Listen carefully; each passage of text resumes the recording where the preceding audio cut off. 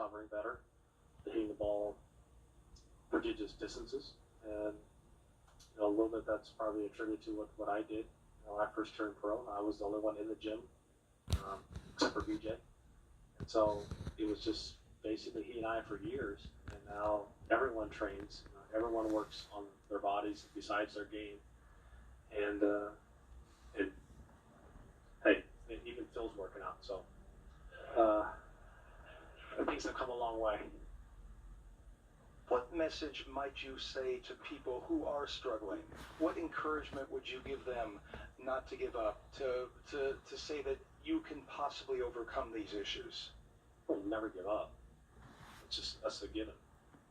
You always fight, and that's just giving up's never an equation.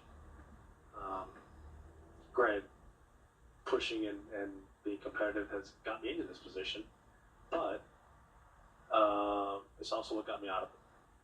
And so I've always had a pretty good work ethic throughout my career and throughout my life, and I just had to change the work ethic a bit and work on some different things.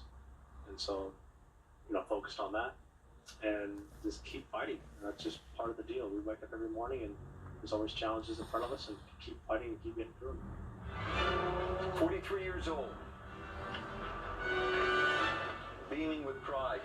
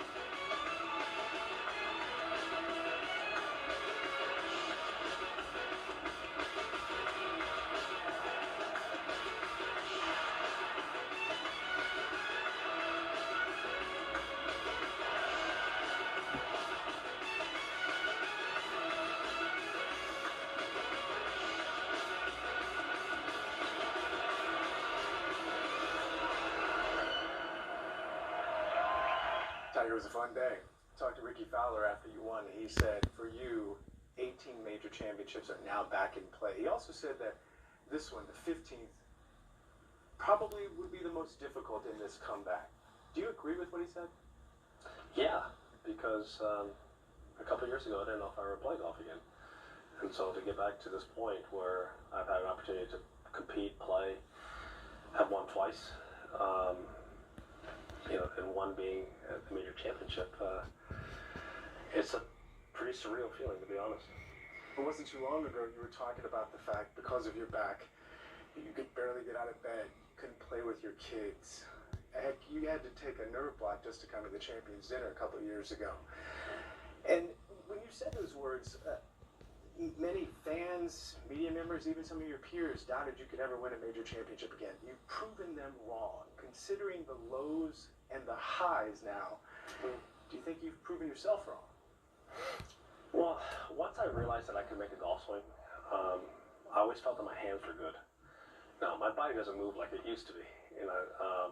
That's just Father Time and procedures I've had, and that's just the way it's always going to be. But my hands are still good. So if I'm able to make some kind of movement towards a golf ball, I can figure it out. And I'll be able to piece it together. And granted, it doesn't look anywhere near like it used to be, but it's different, but it works. And I'll figure out a way to, piece together a golf swing, and then on top of that, I know how to score. And it's just a matter of figuring it out, per day. The only hard part is that I can't work on my game like I used to, where I can work on all facets of my game every day. I got to pick my spots, and that's one of the more difficult challenges, is trying to